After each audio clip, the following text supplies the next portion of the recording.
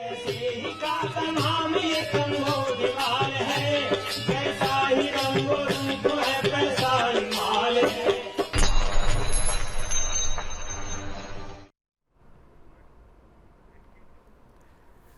मैं हूं शुभम शंकरधर। आप देख रहे हैं मनी 9। समय हो गया है आपके favourite prime time show money central का। मेरे साथ स्टूडियो में अंशुमान जी जुड़ गए हैं। सर, बहुत स्वागत है आपका आज के शो में।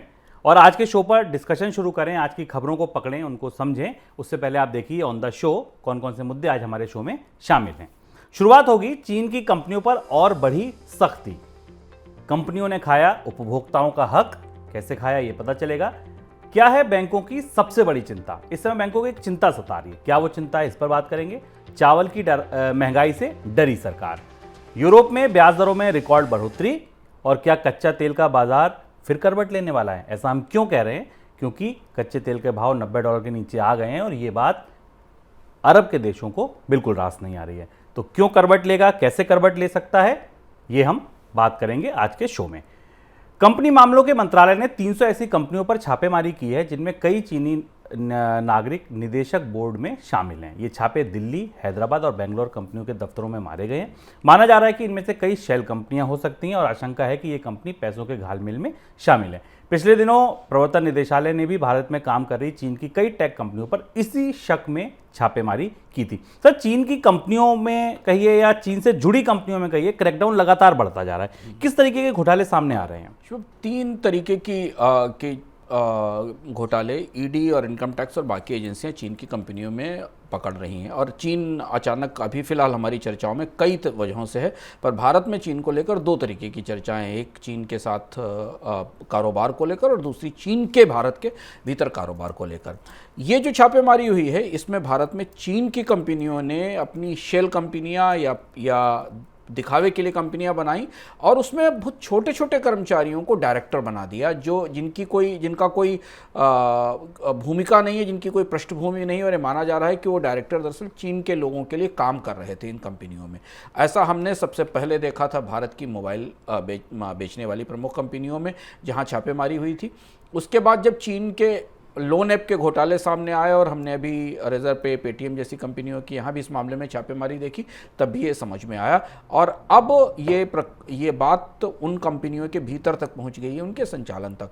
तो एक पूरा का पूरा खाका इस घोटाले का इस सामने दिखाई देता है। इस घोटाले में एक हिस्सा वो है जहां कंपनियों ने भारत में टैक्स नहीं पे किया, पैसा नहीं पे किया, मनी लॉन्ड्रिंग करके पैसा चीन भेजा, जो मोबाइल कंपनियों ने किया। और दूसरा जो लोन ऐप थे, उन्होंने भारत के पेमेंट गेटवेज के साथ मिलकर भारत में लोगों को लोन दिए, उसका अधिकांश हिस्सा वसूल लिया और उसके बाद वो पैसा भी चीन वापस भेजा गया।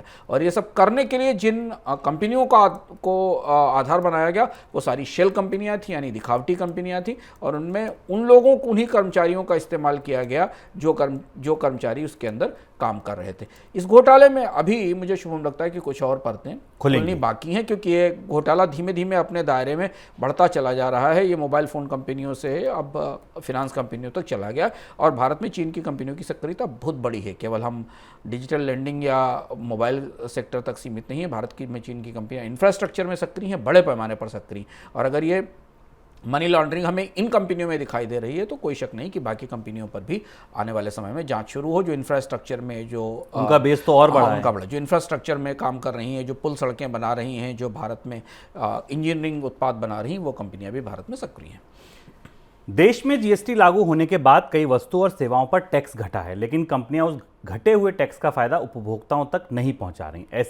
ऐसा ही एक मामला नेशनल एंटी प्रॉफिटरिंग एजेंसी यानी एनएए ने पकड़ा है। डीटीएच कंपनी टाटा प्ले ने ग्राहकों को इनपुट क्रेडिट का फायदा नहीं पहुंचाकर 450 करोड़ रुपए बचाए हैं और एनएए ने टाटा प्ले को 450 करोड़ रुपए और उस पर बनने वाले ब्याज को केंद्र और राज्यों के उपभोक्ता वेलफेयर फंड में जमा करने के लिए कहा है। सर, एंटी प्रॉफिटरिंग का ये पूरा मामला क्या है और कंपनियां इसकी चपेट में कौन कौन सी और आ सकती हैं? अब जब जीएसटी लाया गया था शुभम, तब ये शर्त रखी गई थी कि जीएसटी से में कंपनियों को रियायत दी जा रही। अगर आप निष्पक्ष और तटस्थ भाव से देखें तो जीएसटी से सबसे ज़्यादा फायदा कंपनियों को हुआ, क्योंकि वो जो कच्चे माल पर टैक्स चुकाती थी, उस टैक्स की वापसी उन्हें होने लगी, उनके लिए टैक्स की दरों में कमी भी हुई और इस अपेक्षा के साथ उन्हें ये सारी रियायतें दी गई थी टैक्सेशन में कि जब जब जीएसटी की दरें कम होंगी तो उस कमी का फ़ायदा वो उपभोक्ताओं तक पासान करेंगी। पूरा जीएसटी का प्रीमाइस या पूरा जीएसटी की संकल्पना इस बात पर केंद्रित थी कि टैक्स की दरें कम होंगी, कंपनियों को टैक्स बचेगा, वो उससे उत्पादों की कीमतें घटाएंगी और लोगों के लिए ज़्यादा सस्ती कीमत पर उत्पाद उपलब्ध होंगे और जिससे बाजार में डिमांड बढ़ेगी और सरकार का रेवेन्यू आएगा और जीडीपी बढ़ेगा। ये पूरा स्ट्रक्चर जीएसटी के साथ था। ये अपने पहले ही मोर्चे पर फेल हो गया। जीएसटी के कानून के अंदर एक नेशनल एंटी प्रॉफिटियरिंग अथॉरिटी बनाई गई थी, जिसका काम यह था कि अगर कोई कंपनी जीएसटी की रियायत मिलने के बाद भी उस रियायतों को लोगों तक नहीं दे रही, यानी उत्पादों की कीमतें नहीं घटा रही है, तो उसके खिलाफ कार्रवाई की जाए। जीएसटी में 5 साल में नेशनल एंटी प्रॉफिटियरिंग अथॉरिटी के पास मुकदमों की बाढ़ लगी हुई है। देश की शायद ही कोई ऐसी बड़ी कंपनी होगी जिसके खिलाफ कोई ना कोई case national anti profiting authority में नहीं होगा। हर बड़ी कंपनी, हर बड़ी उपभोक्ता उत्पाद कंपनी के खिलाफ शिकायतें वहां मौजूद हैं कि जब भी सरकार टैक्स में रियायत देती है, अब तो टैक्स बढ़ना शुरू हुआ, जब बीच के समय में 2016-17 के बाद जब कई चीज़ों पर टैक्स दरों में कमी की गई थी, तो उसका फ़ायदा उन्होंने पास ऑन नहीं किया। ये ताज़ा मामला टाटा प्ले का है, जो टाटा की डीटीएच सर्विस है। 450 करोड़ रुपए की देनदारी इस पर निकली है। टेलीकॉम रेगुलेटरी अथॉरिटी ने कुछ प्राइसिंग रेगुलेशंस चेंज किए थे 2019 में, जिसके बाद इस नेटवर्क को कैरेज फीस जो वो अपने उपभोक्ताओं से लेती है उसमें कमी करनी हुई थी। हमारे जैसे तमाम लोगों को, आप जैसे तमाम लोगों को ये पता नहीं कि टाटा प्ले को इतनी रियायत भी मिली थी देने में। उन्होंने वो बिलिंग वैसे ही जारी रखी और वो पैसा न तो सेवाओं की कॉस्ट कम की और न उस पैसे को लोगों को जो बचा उसे लोगों तक ट्रांसमिट किया। तो अब इसमें नेशनल एंटी प्रॉफिटियरिंग अथॉरिटी में सबसे बड़ी समस्या जो है, जो शुरुआत से चल रही शुभम, वो ये कि जब भी कंपनी ये चोरी करते पकड़ी जाती है और उससे जो वसूली होती है उसकी वापसी उन लोगों को नहीं हो सकती जिन्होंने सामान खरीद लिया। सही बात है। जैसे मान लीजिए आपने शैम्पू खरीद लिया है, आपने सोप खरीद लिया और आप तो उसकी महंगी कीमत चुका चुके हैं, तो उसका रास्ता निकाला जाता है कि एक कंज्यूमर वेलफेयर फंड बनाया जाए और उस वेलफेयर फंड में पैसा डाल दिया जाए। वो वेलफेयर फंड क्या करता है अभी तक हमें उस बारे में जानकारी नहीं कि उसने उसका लाभ उपभोक्ताओं को कैसे मिला। तो ये जो एंटी प्रॉफिटियरिंग का पूरा मेजर है, ये आधा अधूरा है। हम टैक्स तो पे करते हैं, पर हमें बाद में पता चलता है कि कंपनी ने हमको चीट किया है और हमें उसके पैसे की वापसी का, हमें उस चीटिंग की वापसी का कोई रास्ता नहीं मिलता। ये मामला केवल इसी के साथ नहीं है। अभी हमारे पास जो जानकारी उस हिसाब से आईटीसी पर भी इस तरह का मामला चल रहा है। कई रिटेलर्स के ऊपर और कई और कंपनियों के ऊपर भी ऐसा मामला चल रहा है और कुछ पुराने केस भारत के सभी प्रमुख ब्रांड्स के ऊपर भी हैं। नेशनल एंटी प्रॉफिटियरिंग अथॉरिटी के साथ कंपनियों के विवाद भी चल रहे हैं, बल्कि पिछले साल कोविड से पहले तक की चर्चा थी कि इस अथॉरिटी के कामकाज से कंपनियां खुश नहीं और मानती हैं कि अथॉरिटी के ये अधिकार सीमित किए जाने चाहिए और वो उसे ये सवाल नहीं उठाने चाहिए कि वो कैसे प्रॉफिटियरिंग कर रही हैं या जो फ़ायदा उपभोक्ताओं को मिलना चाहिए उसे वो क्यों रोक रही हैं। अब बात बैंकों की चिंता की। देश में कर्ज की बढ़ती मांग की वजह से बैंक में डिपॉजिट और क्रेडिट ग्रोथ के बीच का अंतर बढ़ता जा रहा है। आसान शब्दों में समझें तो लोग जमा कम पैसे कर रहे हैं जबकि लोन लेने ज़्यादा आ रहे हैं, जो बैंकों के लिए नई चिंता बन गया है। कई बैंकों ने डिपॉजिट ग्रोथ में जमा दरों में बढ़ोतरी का ऑफर भी शुरू किया, लेकिन क्रेडिट की बढ़ती मांग इतनी ज़्यादा है कि बढ़ा हुआ डिपॉजिट भी कम पड़ रहा है। क्रेडिट की ये ग्रोथ ऐसे समय पर है जब देश में महंगे कर्ज का दौर चल रहा है। शुरू हुए थोड़ा समय हो गया, चल रहा है। सर, डिपॉजिट गिरने का बैंकों की सेहत पर क्या फर्क पड़ेगा? बैंक अब इस समय दबाव में है। तात्कालिक तौर पर कर्ज की जो मांग हमें दिखाई दे रही है वो पिछले साल के बेस इफेक्ट के कारण भी है और दूसरी बड़ी वजह ये है कि ब्याज दरें बढ़ने की संभावना के कारण जिनको भी बाजार में कर्ज चाहिए वो कर्ज लेने की कोशिश कर रहे हैं, जिस वजह से बैंकों का जो कर्ज का वितरण है वो तेजी से बढ़ा है। इसकी तुलना में बैंकों के पास डिपॉजिट्स बढ़ने चाहिए और जो नंबर है वो बहुत चौंकाने वाला है। कर्ज की ग्रोथ रेट 15% है और डिपॉजिट की ग्रोथ रेट केवल 2.5% है, यानी 2.5% के आसपास, लगभग 3% से कम की डिपॉजिट ग्रोथ रेट है। ये कहीं ना कहीं हमें बैंकिंग सिस्टम में एक असंतुलन की तरफ इशारा करती। और शुभ में बता रही है कि भारत में लोग अब उतना पैसा जमा नहीं कर रहे हैं बैंकों में जितना पैसा पिछले साल तक जमा कर रहे थे। हालांकि पिछला साल एक एक्सेप्शन था क्योंकि कोविड था और कोविड के कारण लोगों ने खर्च नहीं किया था, वो पैसा उन्होंने बैंकों में रखा था। लेकिन हमें डिमांड में भी उतनी बढ़ोतरी बाजार में नहीं दिख रही। अगर वो पैसा बैंकों में जमा नहीं हो रहा है तो बाजार में खर्च के तौर पर दिखना चाहिए। तो डिमांड के जो आंकड़े हमें सरकार से सीएसओ से मिलते हैं, जिस पर अभी हमने तिमाही आंकड़ों में चर्चा की थी, वो आमतौर पर उसी स्तर पर है जैसे वो पहले बनी हुई थी। बैंकों पर दबाव यह है कि वो ज़्यादा से ज़्यादा जमा आकर्षित करने के लिए वो ब्याज दरों में बढ़ोतरी करें, और हमने इस पर एक मनी सेंट्रल के कार्यक्रम में विस्तार से चर्चा भी की थी कि कौन कौन से बैंकों ने कैसे कैसे एक साल की ब्याज के जमा पर ब्याज दरों में बढ़ोतरी की है। स्पेशल डिपॉजिट स्कीमें आई हैं, लंबे समय के बाद बैंक डिपॉजिटर्स को आकर्षित करने के लिए काफ़ी कोशिश कर रहे हैं, पहले ऐसा नहीं होता था, लेकिन फिर भी अधिकतर बैंकों में भी ब्याज दर, जमा पर ब्याज दर महंगाई से नीचे है। कुछ बैंक उसके करीब पहुंच रहे हैं 6.5-7% के आसपास। तो दो ट्रेंड हमें यहाँ से बनते दिखाई देते हैं। एक ट्रेंड हमें यह बनता दिखाई देता है कि अगर डिपॉजिट ग्रोथ रेट 2.5% से ऊपर नहीं गई तो बैंकों को और ज़्यादा ब्याज दरों में बढ़ोतरी करनी पड़ेगी, और शायद हम वो समय देख पाएँ जब भारत में महंगाई दर के बराबर है उससे ज़्यादा ब्याज दर हो जाए अगर आने वाले समय में हमें दिखता। हालांकि उस हिसाब से ब्याज दर भी बढ़ती रहेगी क्योंकि आरबीआई रेपो रेट बढ़ाने जा रहा है। और दूसरी महत्वपूर्ण बात यह कि हमें अगले 6 महीने में पता चलेगा कि क्या बचतें सिर्फ महंगाई के कारण ही टूट रही हैं या लोगों के पास बचत नहीं है, पैसा नहीं है क्योंकि अगर बाजार में त्योहारी मांग पर हमें दिखाई देती तो हमें लगेगा कि लोगों ने बचतें तोड़कर खर्च करना शुरू किया है और कंज्यूमर मार्केट में, कंजम्पशन मार्केट में डिमांड आई है। लेकिन बैंकों की बैलेंस शीट पर यह दबाव हमें आने वाले समय में दिखेगा। हालांकि शेयर बाजार में बैंकों के स्टॉक्स इस समय काफ़ी ऊंचाई पर हैं और बैंक निफ्टी जो शेयर बैंकों का इंडेक्स है वो काफ़ी बेहतर प्रदर्शन कर रहा है। तो बैंकों को लेकर निवेशकों का उत्साह बेहतर है इस पर। चावल को लेकर सरकार ने कल 2 बड़े फैसले लिए। पहला, गैर बासमती निर्यात को 20% टैक्स थोप दिया उस पर कि अब वो जाएगा तो 20% ड्यूटी लेकर जाएगा, और फिर टूटे चावल के एक्सपोर्ट पर रोक का फैसला किया। ऐसा क्या हुआ कि सरकार अचानक चावल निर्यात के खिलाफ हो गई? देखिए ये रिपोर्ट। चावल की कीमतें बढ़ते देख सरकार ने गुरुवार को बड़ा फैसला लिया है। एक तरफ गैर बासमती चावलों के निर्यात पर 20% टैक्स लगा दिया है और दूसरी तरफ टूटे चावल के निर्यात पर भी रोक लगा दी है। सरकारी गोदामों में कम स्टॉक, धान के रकबे में आई कमी और चावल के रिकॉर्ड एक्सपोर्ट की वजह से सरकार इसके निर्यात पर टैक्स लगाने के लिए मजबूर हुई है। दुनिया भर में भारत चावल का सबसे बड़ा एक्सपोर्टर है और दुनिया के लगभग 150 देशों को चावल का निर्यात करता है। पिछले साल 200 लाख टन से ज्यादा एक्सपोर्ट के बाद इस साल भी चावल के एक्सपोर्ट में रिकॉर्ड बढ़त देखी जा रही थी। केवल 4 महीने में ही 73 लाख टन से ज्यादा चावल देश से एक्सपोर्ट हो चुका है, जो पिछले साल के मुकाबले करीब 9% ज्यादा है और अप्रैल से जुलाई के दौरान हुआ अब तक का सबसे ज्यादा निर्यात है। चावल निर्यात में बढ़ोतरी ऐसे समय में हो रही थी जब सरकार के गोदामों में स्टॉक लगातार घट रहा है। 1 सितंबर तक केंद्रीय पूल में चावल का कुल स्टॉक 246 लाख टन दर्ज किया गया है, जो पिछले साल के मुकाबले करीब 22 लाख टन कम है। सरकारी गोदामों में घटते स्टॉक की वजह से आशंका बढ़ गई है कि 80 करोड़ भारतीयों को फ्री में राशन देने वाली योजना शायद सितंबर के बाद न बढ़े। इस साल धान का रकबा भी पिछले साल के मुकाबले घटा है। 2 सितंबर तक देश में करीब 384 लाख हेक्टेयर में धान की खेती दर्ज की गई है, जबकि पिछले साल इस दौरान करीब 407 लाख हेक्टेयर में फसल लग चुकी थी। इस वजह से चावल उत्पादन घटने की आशंका है और उत्पादन घटने से चावल की कीमतों के बढ़ने की। रकबा घटने, सरकारी स्टॉक में चावल की कमी और बढ़े हुए एक्सपोर्ट का असर पहले ही बाजार में चावल के भाव पर दिख रहा है। पिछले 20 दिन में औसत भाव 10% से ज्यादा बढ़ चुका है।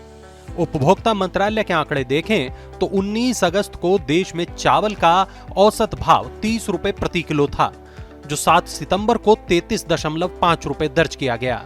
ऐसे में चावल की महंगाई और न बढ़े और घरेलू सप्लाई सामान्य बनी रहे, इसके लिए सरकार ने गैर बासमती चावल के एक्सपोर्ट पर 20% टैक्स लगाने और टूटे चावल के निर्यात को रोकने का फैसला किया है। क्योंकि निर्यात होने वाले चावल में लगभग 80% हिस्सेदारी गैर बासमती चावल की होती है और उस गैर बासमती चावल में लगभग 20% हिस्सेदारी टूटे चावल की होती है। मनी 9 के लिए मनोज कुमार की रिपोर्ट।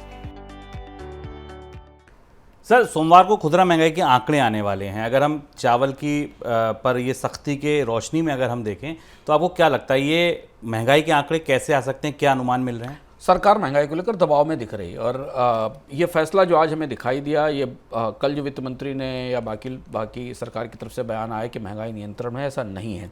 भारत को गेहूं के बाद चावल के निर्यात पर भी प्रतिबंध लगाना पड़ा है। मनी सेंट्रल में हम लगातार आपको इस बात पर चर्चा करते रहे और मनी सेंट्रल ने सबसे पहले आपको बताया भी था कि सरकार को चावल का निर्यात रोकने या चावल के निर्यात को सीमित करने के लिए बाध्य होना पड़ सकता है और वो हमारे सामने अब हो गया।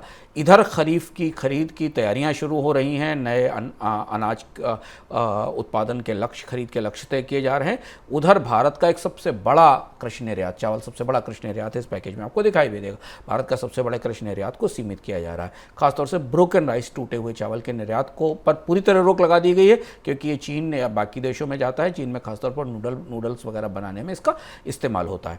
अब यहाँ से हमें दिखता है कि सरकार को महंगाई पर का दबाव दिख रहा है। अब तीनों चीज़ें, अगर आप चारों चीज़ें खाद्य बास्केट की देखें शुभम, खाद्य तेल, गेहूं, चावल और दाल, ये जो चारों चीज़ें, इन चारों चीज़ों की कीमतों में बढ़ोतरी हो चुकी है महंगाई का यह आंकड़ा आने से पहले, और इनमें आगे महंगाई बढ़ने की संभावना बराबर बनी हुई है और इसीलिए सरकार इसमें दखल करके इसे रोकने की कोशिश कर रही है।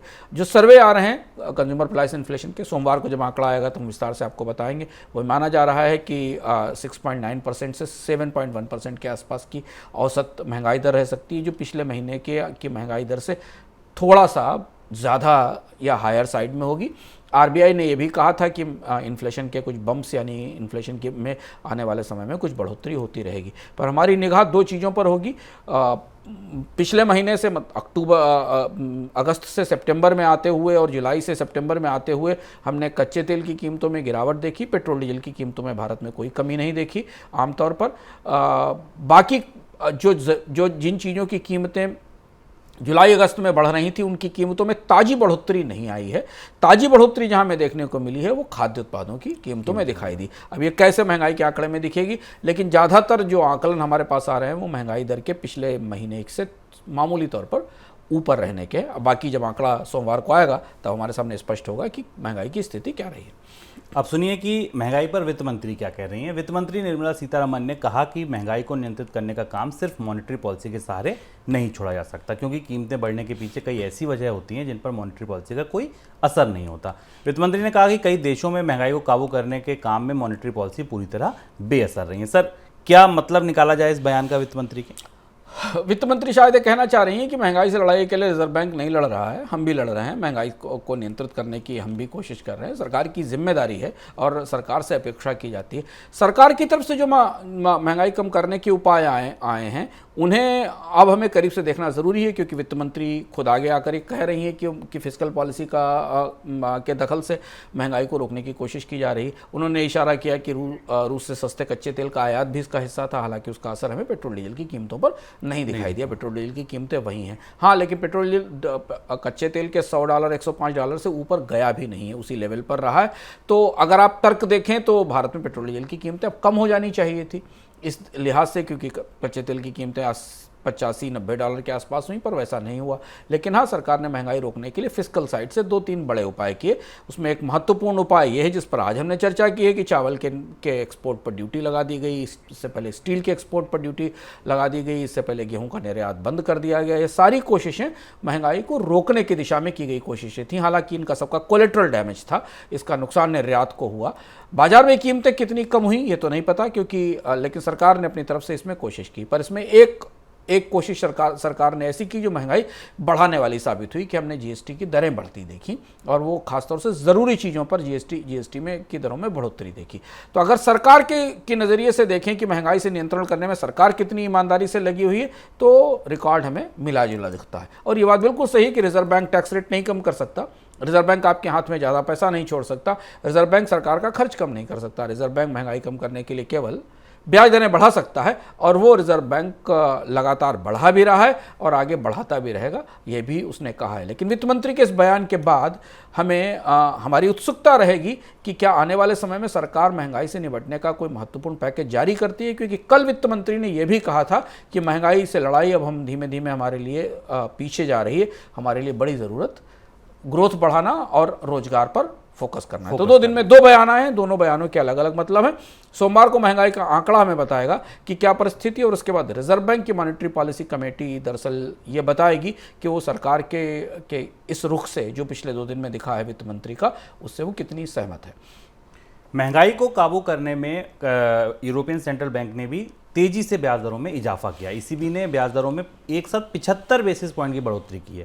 1999 में यूरो के लॉन्च होने के बाद ये अब तक की सबसे बड़ी बढ़ोतरी है। पूरा यूरोप इस समय 50 वर्षों में सबसे ज़्यादा महंगाई का सामना कर रहा है और साथ में दुनिया के कई केंद्रीय बैंक भी ब्याज दरें बढ़ा रहे हैं। इस वजह से यूरोपियन सेंट्रल बैंक पर भी ये दबाव था कि वे कर्ज महंगा करे। सर, मंदी की आशंका इससे और गहरी हो गई, महंगाई रुके ना रुके लेकिन मंदी को हमने और दावत दे दी। यूरोप तो मंदी के करीब खड़ा दिख रहा है, और ये यूरोजोन की जो इन्फ्लेशन है वो अमेरिका और दुनिया की किसी भी देश की तुलना में सबसे ज़्यादा है, क्योंकि एनर्जी प्राइसेस वहाँ तेज़ी से बढ़े हैं, गैस की कीमतें बढ़ी हैं, जिसे हम बराबर आपके साथ चर्चा में रख रहे हैं। पर यूरोपियन सेंट्रल बैंक से जो ब्याज दरों में बढ़ोतरी आई, ये बहुत ज़्यादा सरप्राइजिंग थी यूरोप के बाज़ारों के लिए। उसकी 2 वजह हैं कि यूरोपियन सेंट्रल बैंक ने 2014 से ब्याज दरों में बढ़ोतरी नहीं की थी, क्योंकि यूरोप की कोई ना कोई प्रमुख अर्थव्यवस्था लगातार मंदी में है। 2008-9 के लीमैन संकट के बाद सारी अर्थव्यवस्थाएं एक जैसे आगे नहीं जा रही हैं, इसलिए सबसे देर से महंगाई से लड़ाई में उतरा है यूरोपियन सेंट्रल बैंक। सबसे पहले अमेरिका उतरा और बाकी कुछ बैंक उतरे। यूरोपियन सेंट्रल बैंक ने सबसे देर से इस मैदान में प्रवेश किया, लेकिन काफ़ी तेज़ी से किया और ब्याज दरों में काफ़ी बढ़ोतरी की है। 0% से ब्याज दरें 1.5 और 1.25%, 1.25 और 1.5% के आसपास पहुंच गई हैं। पर इसके साथ जो कमेंट्री आई है यूरोपियन सेंट्रल बैंक की, वो ये 2 चीज़ें बता रही है कि एक तो ये कि आने वाले समय में यूरोप में महंगाई पर दबाव बना रहेगा और महंगाई और बढ़ती रह सकती है, ऐसा सेंट्रल बैंक मान रहा है। इसका मतलब है कि ब्याज दरों में ये पहली बढ़ोतरी नहीं है। यूरोपियन सेंट्रल बैंक भी अपने यहाँ ब्याज दरों में अभी और 75 बेसिस पॉइंट तक की बढ़ोतरी कर सकता है। दूसरा, वो कहीं ना कहीं यूरोपियन सेंट्रल बैंक के मान रहा है कि यूरोप को एक छोटी मंदी से गुजरना पड़ेगा, क्योंकि मंदी की संभावना हमें दिखाई दे रही है। तो शायद यूरोप दुनिया की पहली अर्थव्यवस्था होगी जहां आधिकारिक रूप से हम मंदी का दौर आता देखेंगे। उसके बाद दुनिया की बाकी अर्थव्यवस्थाएं उस तरफ बढ़ती दिखाई देंगी, महंगाई और महंगी ब्याज दरों के कारण। तो महंगाई काबू हो ना हो, लेकिन हाँ मंदी आएगी, ये अब और ज़्यादा आशंका गहरी हो गई है। ओपेक प्लस देशों की तरफ से तेल उत्पादन में कटौती की घोषणा के बावजूद कच्चे तेल के भाव पर दबाव बना हुआ है। विदेशी बाजार में ब्रेंट क्रूड का भाव $90 के नीचे बना हुआ है और WTI क्रूड का भाव भी $83 के करीब है। तेल का भाव निचले स्तर पर बने रहने की वजह से आशंका बढ़ गई है कि ओपेक देश फिर से उत्पादन कटौती का फैसला ले सकते हैं। 5 अक्टूबर को ओपेक देशों की बैठक होनी है। सर, किस तरह की तैयारी में होंगे अब ओपेक प्लस देश और ये कटौती कितनी बड़ी हो सकती है? ओपेक देश, जैसा हमने अपने पिछले भी कार्यक्रम में कहा था कि हमें देखना था कि क्या कच्चे तेल की कीमतें $90 से नीचे जाएंगी। हाँ, $90 के नीचे का एक स्तर छूकर आई। हालांकि तेल का मार्केट बहुत वोलेटाइल रहता है और बहुत बड़ा रेंज होता है, तो इसलिए कीमतें वापस फिर सुधर कर फिर $90 के आसपास आकर चिपक गई हैं और इस रेंज में मूव कर रही हैं। ओपेक देशों को अब 2-3 बड़े फैसले लेने हैं। एक तो तेल बाजार में जो तितरफा होड़ शुरू हुई है, रूस की तरफ से सस्ता कच्चा तेल आने की, ईरान के तेल की संभावना आने की, इस रोशनी में ओपेक को यह फैसला लेना है कि वो तेल उत्पादन की में कटौती कितनी करेगा, क्योंकि उसे कटौती में सिर्फ आने वाले समय में मांग टूटने का ही ध्यान नहीं रखना है, बल्कि जो 2-3 बाजार जो तेल उत्पादक अभी बाजार से बाहर हैं, उनकी तरफ से तेल आने की संभावनाओं का आकलन भी करना है, जिसमें वेनेजुएला भी है, जिसमें ईरान भी है, और रशिया का तेल जो प्रतिबंधों को बाईपास करके बाजार में आएगा। ओपेक के देश, जो संकेत हमें मिल रहे हैं, जो हम ऑयल डीलर से बात कर रहे थे, ओपेक के देशों को लग रहा है कि रिसेशन की आशंका गहरी है और कम से कम यूरोप और एशिया के देशों में कच्चे तेल की मांग में गिरावट आएगी। तो इसलिए अगली कटौती जो अक्टूबर की बैठक तक आएगी वो शायद काफ़ी बड़ी हो सकती है। और अब सीधी चर्चा इस बात पर होगी दुनिया के बाजार में कि ओपेक देश कच्चे तेल की कौन सी ऐसी सहनीय कीमत रखना चाहते हैं जिससे कि उनकी अर्थव्यवस्थाओं को के लिए चुनौती ना आए, क्योंकि ओपेक देश कच्चे तेल की कमजोरी का एक बहुत ख़राब दौर देख चुके हैं कोविड से पहले, और उसके बाद अब ओपेक में इस बात पर सहमति तो है कि दुनिया में महंगाई आए या ना आए लेकिन वो कच्चे तेल की कीमतों को एक सीमा से नीचे जाने नहीं देंगे।